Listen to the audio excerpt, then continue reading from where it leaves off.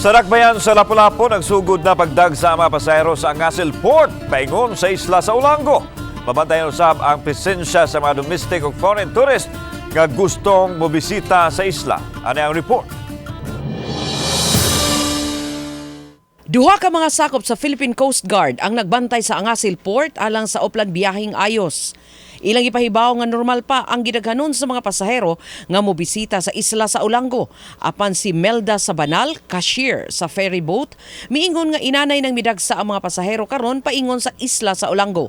Sa normal nga mga adlaw, matud ni Sabanal, moabot lang sa 1,000 ang mga pasahero paingon sa isla. Apan kung basihan ang halin sa mga tiket, misaka ang mga pasahero og 500. Matag adlaw sa pagsugod sa Semana Santa. Gipaabot nga mudagsa pa ang mga pasahero sa pagsugod sa Huwebes Santo. Karon murag na-increase gud siya kay padong magud huluwi kana. Kanya pila makaiba naman ang increase? Base lang.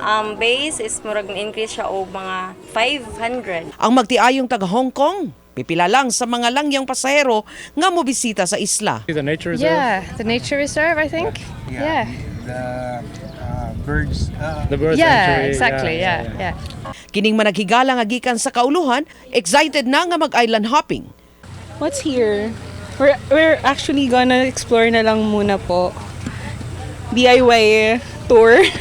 Sa gawa sa Angasel Port, nahimutang usab ang Tourist Police Precinct nga mao'y mosiguro sa kahapsay ug kalinaw sa dapit. Oban ni Philip Patricio Grod Prado, Chelo Valiena, Balitang Bisdak.